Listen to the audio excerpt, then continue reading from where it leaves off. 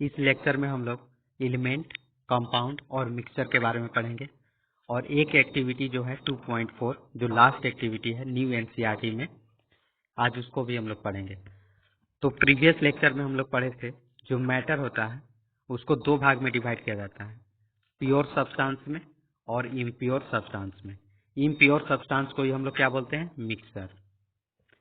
जो pure substance है उसको भी दो भाग में डिवाइड किया जाता है, एलिमेंट एंड कंपाउंड्स में। जो एलिमेंट होता है उसको हम लोग तीन भाग में क्लासिफाई करते हैं, मेटल्स, नॉन मेटल्स और मेटलॉइड्स के बारे में। तो मेटल्स, नॉन मेटल और मेटलॉइड में डिवाइड करते हैं और मेटल, नॉन मेटल और मेटलॉइड्स के बारे में आप क्लास 8 में अच्छे से पढ़े हैं, उसके फिजिकल प्रॉपर्टी और उसके केमिकल्स प्रॉपर्टी के बारे में। तो यहाँ पे आपको एनसीईआरटी में दिया हुआ है क्लास 9 का, लेकिन यहाँ पे हम उसको नहीं पढ़ाएंगे क्योंकि क्लास 8 में आप पढ़ चुके हैं। यहाँ पे देखिए ये जो एलिमेंट है, ये जो पीरियोडिक टेबल है, इस एलिमेंट को तीन भाग में क्लासिफाई किया गया है, metals, metalloid and non metals. तो यहाँ पे ये वाला जो कलर है ये आपका नॉन मेटल है, ये वाला जो कलर है जो साइन कर रहा है ब्लू कलर, ये आपका मेटल है, और यहाँ पे जो ग्रीन कलर में है वो आपका मेटलॉइड्स है। तो यहाँ पे गिन लेते हैं मेटलॉइड्स टोटल कितना है। तो boron, silicon, germanium, arsenic, stibium, tellurium और पोलोनियम। तो टोटल हो जाता है 7। तो 7 जो है आपका वो आपका मेटलॉइड्स है, 7 मेटलॉइड्स है। अब यदि हम नॉन मेटल को गिनेंगे तो नॉन मेटल में आपका आता है hydrogen, helium,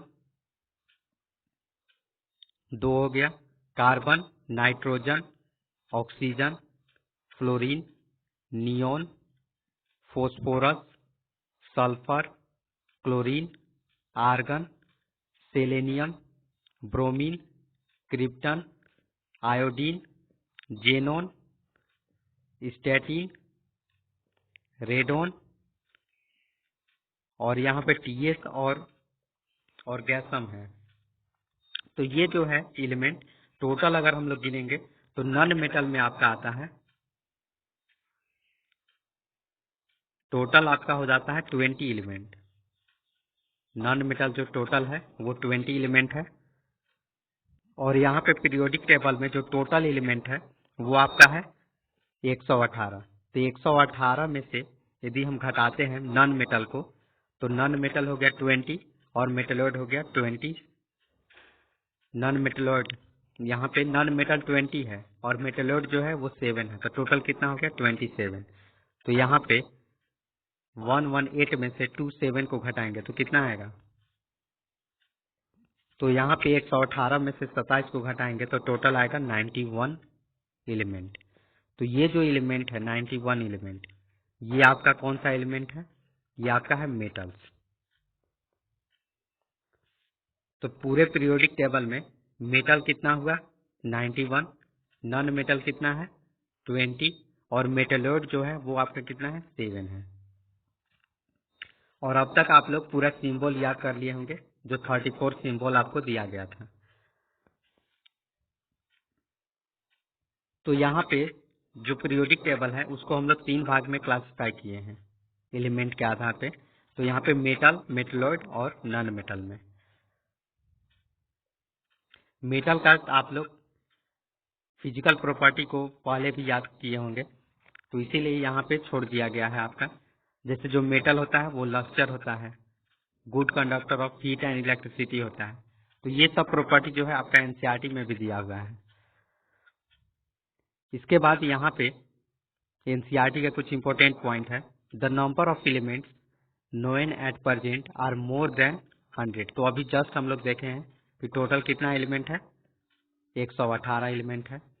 92 elements are naturally occurring. तो जो 92 एलिमेंट है वो नेचुरली पृथ्वी प्रेजेंट है। तो 92 एलिमेंट जो है वो नेचुरली प्रेजेंट है, और बाकी जो एलिमेंट है उसको मैनमेड बनाया गया है। Naturally occurring and the rest are manmade, बाकी को हम लोग खुद से तैयार किए हैं।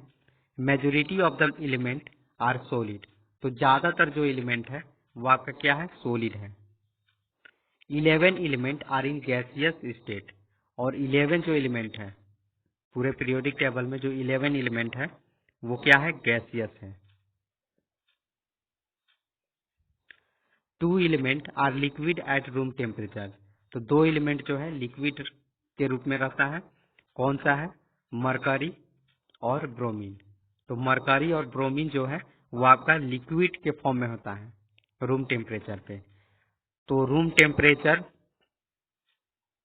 कितने को हम लोग जनरली बोलते हैं, तो रूम टेम्परेचर जनरली हम लोग 25 डिग्री सेल्सियस को बोलते हैं। 25 डिग्री सेल्सियस। कौन कौन सा एलिमेंट है जो रूम टेम्परेचर पे लिक्विड के रूप में रहता है, तो मरकरी। तो मरकरी का सिंबल क्या होता है, Hg, एंड ब्रोमीन का सिंबल क्या होता है, Br। ब्रोमीन का सिंबल Br। तो सिंबल से आपको पहचानने आना चाहिए कि कौन सा एलिमेंट है। तो Hg मतलब मरकरी हो गया और Br का मतलब हो गया bromine. Element gallium and caesium become liquid at a room temperature slightly above. तो अगर 25 डिग्री सेल्सियस से ऊपर जैसे जाएंगे, जैसे मान लीजिए 29 डिग्री सेल्सियस, तो 29 डिग्री सेल्सियस के आसपास में ये जो गैलियम है, गैलियम एंड सीजियम, तो ये जो है लिक्विड के रूप में रहता है, in the form of liquid. कौन, गैलियम और सीजियम। थोड़ा सा रूम टेम्परेचर से जैसे ऊपर जाएंगे तो ये जो है आपका, ये लिक्विड के रूप में रहता है। तो यहाँ पे दिया हुआ है 303 केल्विन। आपको बताना है 303 केल्विन को अगर डिग्री सेल्सियस में कन्वर्ट करेंगे तो कितना आएगा। इसको डिग्री सेल्सियस में कन्वर्ट करेंगे तो कितना आएगा, तो ये आपको बताना है और व्हाट्सएप में भी पूछा जाएगा। तो कमेंट में आप इसको लिख लीजिएगा, और नहीं तो व्हाट्सएप पे तो पूछा ही जाएगा। तो ये आपका पूरा क्लियर है, मोर टू नो वाला जो था। इसके बाद जब हम लोग एलिमेंट में पढ़ते हैं तो वहां पे नाम कुछ बोलते हैं और सिंबल कुछ और होता है। तो यहाँ पे देखिए, यहाँ पे लिखा हुआ है यूजुअल नेम और लैटिन नेम, और यहाँ पे सिंबल है। जैसे हम लोग बोलते हैं कॉपर, लेकिन लिखाता क्या है, Cu, और ओरिजिनल जो होता है क्यूप्रम। तो ये भी जो लैटिन नेम है, यदि ये आपको याद रहेगा तो आप इससे सिंबल पहचानने में आसानी होगा। जैसे कॉपर है तो कॉपर का क्या होता है, क्यूप्रम। गोल्ड है तो गोल्ड का क्या होता है, ऑरम, जिसको Au बोलते हैं। आयरन, आयरन को बोलते हैं फेरम। फेरम, फेरस, तो फेरम या फेरस बोल सकते हैं। तो आयरन का फेरस होता है और फेरिक भी होता है। तो मेन नाम इसका लैटिन वाला फेरम है, जिसको Fe से रिप्रेजेंट करते हैं। जो लीड होता है आपका, तो लीड को प्लम्बम से रिप्रेजेंट कर, यहाँ पे प्लम्बम नाम होता है लैटिन में, और इसका सिंबल होगा Pb। इसके बाद यहाँ पे है मरकरी, तो मरकरी को हाइड्राजीरम बोलते हैं, जिसको हम लोग Hg से रिप्रेजेंट करते हैं। इसके बाद है पोटेशियम,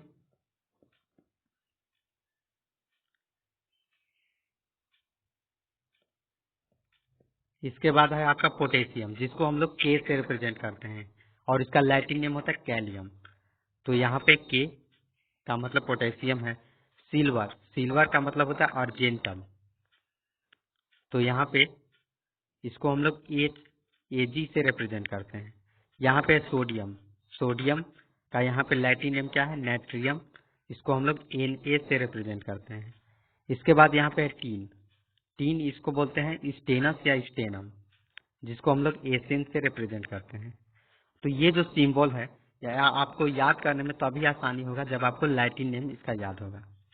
तो एक बार फिर से याद कर लीजिए, कॉपर, कॉपर का क्या होता है, क्यूप्रम। गोल्ड का क्या होता है, ऑरम। आयरन का क्या होता है, फेरम। लीड का क्या होता है, प्लम्बम। मरकरी का क्या होता है, हाइड्राजीरम। पोटेशियम का क्या होता है, कैलियम। सिल्वर का अर्जेंटम, सोडियम का नाइट्रियम, और टीन का स्टेनम। यदि आपको इसको बिना याद किया, यदि सिंबल आपको याद हो जाता है तो अच्छी बात है, फिर आपको इसको याद करने की जरूरत नहीं पड़ेगा। लेकिन यदि सिंबल में यदि दिक्कत हो रहा है तब आप इसको लैटिन नेम वाला जो था इसको आप याद कर लीजिए, इससे आसानी होगा। तो पहले हम लोग एलिमेंट के बारे में पढ़े थे और कंपाउंड के बारे में भी थोड़ा सा जान लिए थे। तो यहाँ पे देखिए जो कंपाउंड होता है, तो एलिमेंट में केवल एक ही टाइप का एटम इन्वॉल्व होता है, और कंपाउंड में एक compound is a substance composed of 2 और मोर एलिमेंट। कंपाउंड में 2 या 2 से ज्यादा एलिमेंट होता है। जैसे वाटर जो है आपका H2O। तो H2O में क्या है, 2 हाइड्रोजन है, 2 हाइड्रोजन 1 ऑक्सीजन। तो यहाँ पे हाइड्रोजन और ऑक्सीजन है, 2 एलिमेंट है। तो कंपाउंड में क्या होता है, 2 या 2 से ज्यादा एलिमेंट देखने को मिलता है। ए compound is a substance composed of 2 और मोर एलिमेंट, 2 या 2 से ज्यादा एलिमेंट देखने को मिलता है। And chemically combined with one another in a fixed ratio, और ये फिक्स्ड रेशियो होता है। आप पानी कहीं का भी ले लीजिए, लंदन का, अमेरिका का, या गढ़वा का, मेराल का, कहीं का भी पानी, उस पानी में आपको यही देखने को मिलेगा कि हाइड्रोजन 2 रहेगा, ऑक्सीजन 1 रहेगा। ऐसा नहीं होगा कि वहां पे ऑक्सीजन 2 हो गया, हाइड्रोजन 1 हो गया, इस तरह का देखने को नहीं मिलेगा। हमेशा आपको H2O के रूप में मिलेगा। तो यहाँ पे कहने का मतलब यही है कि ये जो है एक दूसरे में फिक्स्ड प्रोपोर्शन में होता है हर जगह पे। अब यहाँ पे डिफरेंस देख लेते हैं। एलिमेंट जो है केवल एक ही एटम से बना होता है, only one kind of atom. जो कंपाउंड है always have more than one kind of atom, तो एक से ज्यादा एटम से कंपाउंड बना होता है। We cannot divide element into 2 और मोर सिंपलर सब्सटेंस। अब एक ही एटम से बना हुआ है तो अब इसको कैसे डिवाइड कर पाएंगे, नहीं कर पाएंगे, बाय फिजिकली या केमिकली। लेकिन जो कंपाउंड होता है, we can divide compound into elements by chemically, तो केमिकली डिवाइड कर सकते हैं। जैसे अगर यहाँ पे अगर मान लीजिए सोडियम है, अब ये जो सोडियम है और यहाँ पे है क्लोरीन या फिर HCl, तो इसको जैसे ही रिएक्ट कराएंगे तो क्या बना लेगा, NaCl, और यहाँ पे हाइड्रोजन जो है वो सेपरेट हो जाता है, हाइड्रोजन गैस रिलीज हो जाता है। तो यहाँ पे देखिए HCl से हम लोग हाइड्रोजन को निकाल लिए बाहर, यहाँ पे हाइड्रोजन बाहर हो गया। तो यहाँ पे कहने का मतलब यही है कि कंपाउंड को हम लोग सेपरेट कर सकते हैं केमिकली, फिजिकली ये सेपरेट नहीं हो पाता है। और जो कंपाउंड है उसका कोई लिमिट नहीं है, कितना भी कंपाउंड हम लोग बना सकते हैं, अलग अलग एलिमेंट लाकर उसका अलग अलग रेशियो से कंबाइन करके बहुत सारा कंपाउंड बना सकते हैं। लेकिन एलिमेंट जो है अभी तक 118 ही एलिमेंट खोजा गया है, जो हम लोग जानते हैं उसमें केवल 118 एलिमेंट ही अभी तक है। तो यहाँ तक आपको क्लियर होगा एलिमेंट और कंपाउंड में क्या अंतर है, क्योंकि इसका डिफरेंस जनरली आता है, इसीलिए यहाँ पे बताया गया है। इसके बाद हम लोग आते हैं इम्प्योर सब्सटेंस पे। तो इम्प्योर सब्सटेंस को 2 भाग में डिवाइड किया जाता है, एक होता है होमोजेनस मिक्सचर और एक होता है होमोजेनस मिक्सचर और एक आपका होता है हेट्रोजेनस मिक्सचर। तो यहाँ पे लिखा हुआ है हेट्रोजेनस। तो होमोजेनस मिक्सचर और हेट्रोजेनस मिक्सचर क्या है? Homogeneous mixture is a mixture of substance blended so thoroughly that you cannot see individual substance. यहाँ पे कहने का मतलब है कि अगर मान लीजिए आपके पास एक बीकर है, यहाँ पे बीकर को ले लेते हैं, इस बीकर में जैसे ही हम वाटर को डालेंगे, यहाँ पे वाटर को डाल दिए, अब इस वाटर के अंदर हम लोग मान लीजिए मिल्क को डालते हैं, यहाँ पे मिल्क को डालेंगे, मान लीजिए यहाँ पे मिल्क है। अब इस मिल्क को जैसे ही इस वाटर के अंदर डालेंगे क्या देखने को मिलेगा, जो मिल्क है पूरी तरह से यहाँ पे घुल जाएगा, पूरी तरह से डिजोल्व हो जाएगा। आप वाटर और मिल्क में फर्क नहीं कर पाइएगा, पूरी तरह से डिजोल्व हो जाएगा। तो जो पूरी तरह से जो डिजोल्व हो जाता है उसको बोलते हैं हम लोग होमोजेनस मिक्सचर।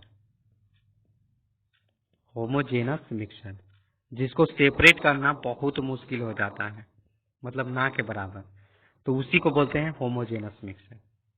तो यहाँ पे लिखा हुआ है homogeneous mixture can be separated into their component usually by taking advantage of physical properties. तो यहाँ पे कहा जा रहा है कि जो होमोजेनस मिक्सचर है उसको हम लोग सेपरेट कर सकते हैं इवेपोरेशन ये सब से। तो ऐसे तो कर सकते हैं, लेकिन ऐसे देख कर वहां पे लगेगा नहीं कि इसको अलग कर पाएंगे, क्योंकि वो पूरी तरह से डिसॉल्व हो जाता है। कहने का मतलब ये है, उसको देख के हम लोग उसको सेपरेट नहीं कर पाएंगे क्योंकि वो पूरी तरह से डिसॉल्व हो जाता है। जैसे लोशन है, तो लोशन में क्या क्या चीज मिलाया गया है आप उसको अलग नहीं कर पाइएगा, लेकिन उसका सेपरेटिंग मेथड होता है जो आपका पूरा पोर्शन जो है डिलीट हो गया है न्यू एनसीईआरटी में। तो जो सेपरेशन का जो मेथड है, बहुत सारा मेथड है, यदि उससे करेंगे तो ये सेपरेट हो जाएगा, लेकिन देख कर हम लोग सेपरेट नहीं कर पाएंगे। यहाँ पे लिक्विड सोप है जो साबुन वाला, उसमें भी बहुत सारा चीज है, उसको भी नहीं कर पाएंगे। मिल्क के अंदर प्रोटीन होता है, फैट होता है, उसको हम लोग अलग नहीं कर पाएंगे, लेकिन बहुत सारा मेथड है जिससे किया जाता है। विंडो क्लीनर जो साफ करने वाला है, उसको भी।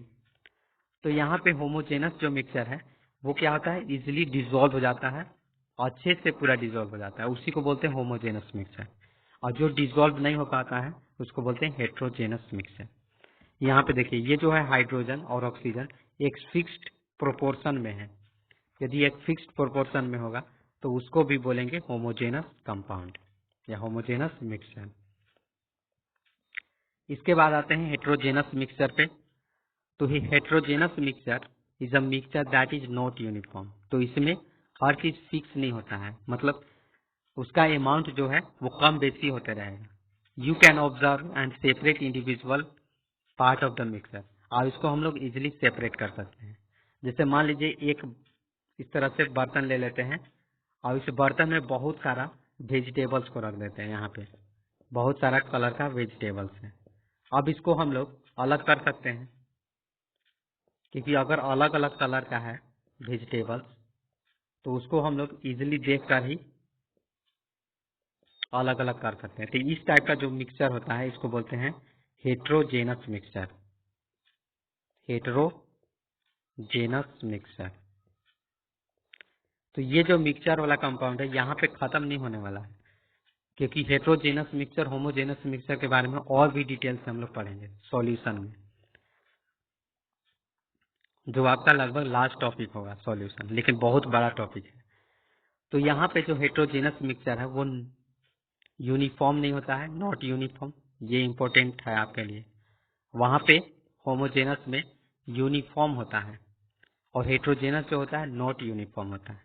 इसको हम लोग इजिली सेपरेट कर सकते हैं, इजिली सेपरेट, इसको हम लोग इजिली सेपरेट कर सकते हैं, लेकिन होमोजेनस को इजिली सेपरेट नहीं कर सकते हैं। तो यहाँ पे लिखा हुआ है you can observe and separate individually part of the mixer, केवल देख के ही। यहाँ पे कैंडीज वगैरह है, स्टूडेंट है तो इस स्टूडेंट में किसी का साइज छोटा बड़ा इस तरह से है, तो इसको देख कर अलग कर सकते हैं।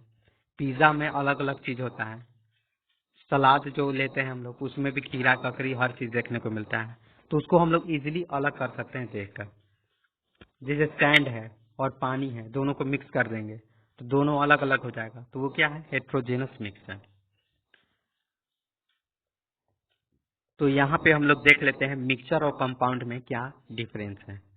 तो देखिए, जो मिक्सचर होता है और यहाँ पे जो कंपाउंड है, तो एलिमेंट और compound just mix together to form a mixture. तो मिक्सचर बनाने के लिए क्या करना होगा, अलग अलग चीज को मिक्स कर देंगे तो मिक्सचर बन जाएगा। And no new compound is formed, लेकिन मिक्स करने से कोई नया कंपाउंड इसमें नहीं बनता है। लेकिन जो कंपाउंड्स होते हैं, एलिमेंट जब रिएक्ट करेगा तो एक नया कंपाउंड बनेगा। जैसे अगर हाइड्रोजन और क्लोरीन को मिक्स करेंगे तो क्या बन जाएगा, HCl। यहाँ पे अगर मैग्नीशियम को वाटर में यदि डाल देंगे तो क्या बनेगा, मैग्नीशियम हाइड्रोक्साइड। तो ये एक नया कंपाउंड बन रहा है जब दो एलिमेंट को कंबाइन कर रहे हैं, या फिर दो, यहाँ पे एक एलिमेंट एक कंपाउंड को यदि मिक्स करते तो यहाँ पे रिएक्शन होता है और एक नया कंपाउंड बनता है। तो कंपाउंड में यही चीज है कि यहाँ पे कुछ नया चीज देखने को मिलेगा। जब एलिमेंट रिएक्ट करेगा तो एक नई न्यू कंपाउंड का फॉर्मेशन होगा, लेकिन मिक्सचर में कोई नया चीज देखने को नहीं मिलेगा। A mixture has variable composition, mixture के पास अलग अलग कॉम्पोजिशन होगा, फिक्स्ड अमाउंट में नहीं रहेगा। मान लीजिए मिक्सचर हम लोग खाते हैं, तो जो मिक्सचर खाते हैं खाने वाला जो है उसमें बादाम होता है, किशमिश होता है और भी अलग अलग चीज होता है, लेकिन फिक्स नहीं ना है कि हर एक मिक्सचर में चारे को किशमिश मिलेगा, कोई जरूरी नहीं है। किसी में 4, किसी में 2, किसी में मिलता भी नहीं है। तो वहाँ पे अलग अलग वैरायटी देखने को मिल रहा है, वहाँ पे जो कॉम्पोजिशन है वो भी फिक्स नहीं है। तो उसी को हम लोग बोलते हैं मिक्सचर, जिसका कॉम्पोजिशन जो होगा वो वेरिएबल देखने को मिलेगा। The composition of each new substance is always fixed, जो नया सब्सटेंस बनेगा, मैग्नीशियम हाइड्रोक्साइड जैसे बना मैग्नीशियम और वाटर, अब कोई भी मैग्नीशियम वाटर लेंगे कहीं का भी तो हमेशा यही बनेगा मैग्नीशियम हाइड्रोक्साइड। तो इसका क्या होगा, कॉम्पोजिशन फिक्स होगा। Mixture show the property of constituent substance, mixture के पास कोई नया प्रॉपर्टी नहीं आता है, वही सारा प्रॉपर्टी रहता है, क्योंकि उसको इजिली हम लोग सेपरेट भी कर देते हैं तो वही प्रॉपर्टी रह जाएगा। लेकिन कंपाउंड भी एक नया प्रॉपर्टी बन जाता है, एक न्यू टाइप का सब्सटेंस बन जाएगा। जैसे हाइड्रोजन गैस है, क्लोरीन भी गैस है, लेकिन HCl क्या होता है, लिक्विड हो जाता है।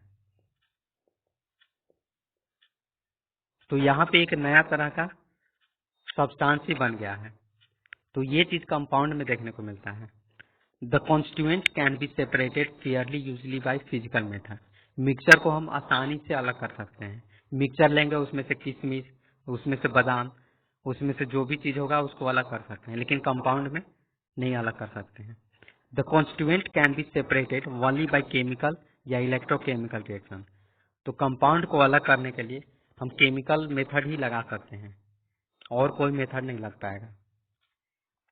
तो यहाँ तक क्लियर होगा आपका। तो यहाँ पे एक एक्टिविटी जो है आपका एनसीईआरटी का है, एक्टिविटी 2.4, ये न्यू एनसीईआरटी में आपको देखने को मिलेगा, ओल्ड में भी है, ओल्ड में 2.10 एक्टिविटी है। तो जो न्यू एनसीईआरटी है, तो यहाँ पे देखिए, divide the class into 2 groups, give 5 gram of iron filling. यहाँ पे देखिए, यहाँ पे आयरन फिलिंग है, यहाँ पे कहा जा रहा है कि 5 ग्राम आयरन फिलिंग को ले लेना है, हम लोग ले लिए हैं। And 3 gram of sulphur powder, और यहाँ पे आपका सल्फर है जिसको लेना है 3 gram. In a china dish to both the group, तो यहाँ पे चाइना डिश रखा हुआ है। Group first, mix and crush iron filing and sulphur powder. अब यहाँ पे कहा जा रहा है कि इसको मिक्स करना है, तो मिक्स कर लेते हैं। तो यहाँ पे देखिए, ये आपका सल्फर है, ये आपका आयरन फिलिंग है, इसको हम लोग मिक्स कर लिए। अब ये मिक्स करने के बाद क्या होगा, अब मिक्स करने के बाद यहाँ पे आपसे कहा जा रहा है कि इसको हम लोग सेपरेट कर सकते हैं कि नहीं। तो सेपरेट करने के लिए हम लोग लाते हैं मैग्नेट। तो जैसे ही मैग्नेट लाएंगे तो जो आपका सल्फर होगा, यहाँ पे देखिए, ये जो सल्फर है और ये जो आयरन है, तो ये मिक्स करने से एक नया कंपाउंड तो बना नहीं है। क्यों? क्योंकि ये क्या है, मिक्सचर, ये आपका मिक्सचर है, और मिक्सचर में नया कंपाउंड बनता नहीं है। तो ये जो है मैग्नेट से क्या होगा, सेपरेट हो जाएगा। तो जैसे ही यहाँ पे मैग्नेट लाएंगे तो जो आयरन है और जो सल्फर है वो फिर से अलग अलग हो जाएगा। तो यहाँ पे इजिली क्या होगा, सेपरेट हो जाएगा। तो यहाँ पे जो मिक्सचर है वो आसानी से सेपरेट हो जाएगा। अब यहाँ पे कहा जा रहा है, ऐड डाइल्यूट सल्फ्रिक एसिड और dilute hydrochloric acid to the other part of the material. और इससे भी पहले यहाँ पे आपसे कहा जा रहा है कि add carbon disulphide to 1 part of the material required, stir well and filter. तो यहाँ पे आपसे कहा जा रहा है कि ये जो आयरन है और सल्फर है, किसी एक को लेना है और देखना है कि वो कार्बन सल्फाइड में डिसॉल्व होता है कि नहीं। तो देखिए यहाँ पे आपका यहाँ पे एक लिक्विड है जिसका नाम है कार्बन डाइसल्फाइड। तो यहाँ पे जो लिक्विड है कार्बन डाइसल्फाइड, जिसको CH2 भी बोलते हैं। अब इसमें जैसे ही हम लोग सल्फर को डालेंगे, तो यहाँ पे जैसे ही हम लोग सल्फर को डालेंगे तो जैसे ही सल्फर को डालेंगे तो देखेंगे कि जो सल्फर है वो डिसॉल्व हो गया। तो यहाँ पे हम लोग लिख सकते हैं sulphur is dissolve, sulphur is dissolve in CH2 liquid, carbon disulphide liquid में डिसॉल्व हो जाता है। यहाँ तक क्लियर है। इसके बाद आपसे कहा जा रहा है कि डाइल्यूट सल्फ्यूरिक एसिड के साथ और डाइल्यूट हाइड्रोक्लोरिक एसिड के साथ इसको रिएक्ट कराना है तो क्या होगा। तो यहाँ पे देखिए कोई नया कंपाउंड तो बना नहीं है। तो यहाँ पे देखिए आयरन जो है, iron plus sulphur plus H2SO4, इसको हम लोग जैसे ही रिएक्शन कराएंगे तो यहाँ पे डाइल्यूट है तो डाइल्यूट लिख लेते हैं। इसको जैसे ही हम लोग रिएक्ट कराएंगे तो एक नया कंपाउंड बनेगा। अब ये देखिए ये जो आयरन है, आयरन फिलिंग, ये इसके साथ रिएक्ट कर जाएगा, लेकिन सल्फर कुछ नहीं होगा क्योंकि सल्फर डायरेक्ट रिएक्ट नहीं कर सकता है क्योंकि मेटल एसिड के साथ रिएक्ट कर जाता है। तो यहाँ पे जो आयरन है वो सल्फ्यूरिक एसिड के साथ रिएक्ट करेगा और बना लेगा ferrous sulphate plus hydrogen gas, और यहाँ पे सल्फर वैसे ही रह जाएगा। अब ये जो हाइड्रोजन गैस है, ये जो आपका हाइड्रोजन गैस रिलीज हुआ है, ये हाइड्रोजन गैस कलरलेस होता है, इसका कोई कलर नहीं होता है, और ये ऑर्डरलेस भी होता है, इसका कोई स्मेल भी देखने को नहीं मिलेगा। तो ये ऑर्डरलेस भी होता है, और साथ में जो हाइड्रोजन है वो बर्न भी करता है। तो ये क्या है, कम्बस्टाइल, कम्बस्टाइल भी है। तो यहाँ पे आयरन जो है और सल्फर और सल्फ्यूरिक एसिड जब डाइल्यूट के साथ इसको रिएक्ट कराते हैं तो क्या मिलेगा, फेरस सल्फेट, हाइड्रोजन गैस और सल्फर। जो हाइड्रोजन गैस है वो क्या है, कलरलेस, ऑर्डरलेस और कम्बस्टाइल। इसके बाद हम लोग जब इसी आयरन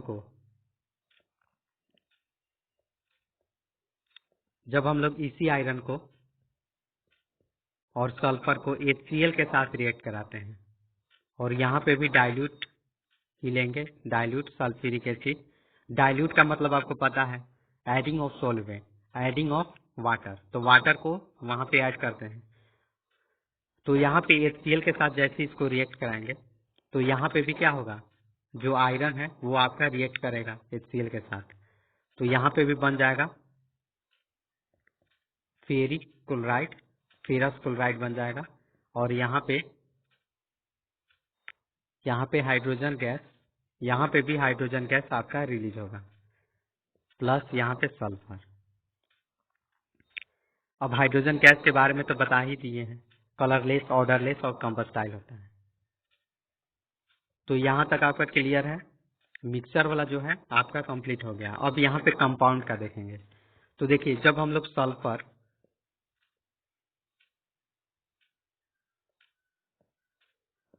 यहाँ पे देखिए जब हम लोग आयरन और सल्फर को जब हीट करेंगे तो जैसे ही हम लोग इसको हीट करते हैं तो एक नया कंपाउंड बनता है जिसको बोलते हैं फेरस सल्फेट। तो ये जो है फेरस सल्फाइड, तो यहाँ पे आयरन सल्फाइड बन जाएगा एक नया कंपाउंड, आयरन सल्फाइड एक नया कंपाउंड बन गया है। यहाँ पे हम लोग हीट कर रहे हैं तो देखिए यहाँ पे एक नया कंपाउंड बन गया है। अब ये जो आयरन सल्फाइड है इसको हम लोग यहाँ पे देखेंगे, इसको हम लोग अलग कर सकते हैं कि नहीं, तो इसको अलग हम लोग नहीं कर सकते हैं। तो यहाँ पे हम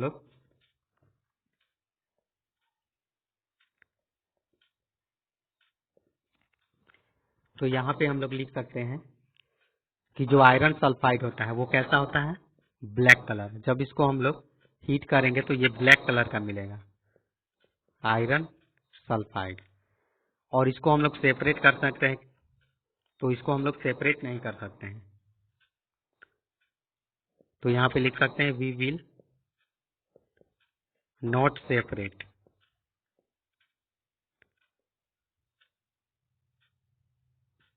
इसके बाद हम लोग यदि इसको CH2 में डालेंगे कार्बन सल्फाइड के अंदर इस आयरन सल्फाइड को, तो क्या देखने को मिलेगा? तो यहाँ पे हम लोग को देखने को मिलेगा कि जो CH2 है, CH2 विल नॉट, क्योंकि एक नया कंपाउंड यहाँ पे बन गया है, तो CH2 will not dissolve ferrous sulphide. तो यहाँ पे जो CH2 है कार्बन डाइसल्फाइड, ये इसको डिसॉल्व नहीं कर पाता है। इसके साथ साथ यहाँ पे अब फेरस सल्फाइड को भी हम लोग रिएक्ट कराएंगे, तो इसके साथ साथ हम लोग इसको भी रिएक्ट कराएंगे। तो यहाँ पे जो फेरस सल्फेट है, यहाँ पे Fe है फेरस सल्फाइड, इसको जब हम लोग H2SO4 जो डाइल्यूट है इसके साथ जब रिएक्ट कराएंगे तो हमें क्या देखने को मिलेगा? तो यहाँ पे हम लोग को देखने को मिलेगा, यहाँ पे फेरस सल्फेट एक नया कंपाउंड देखने को मिलेगा और इसके साथ साथ हाइड्रोजन सल्फाइड देखने को मिलेगा, H2S को अच्छे से लिख लेते हैं, H2S हाइड्रोजन सल्फाइड। ये जो हाइड्रोजन सल्फाइड होता है,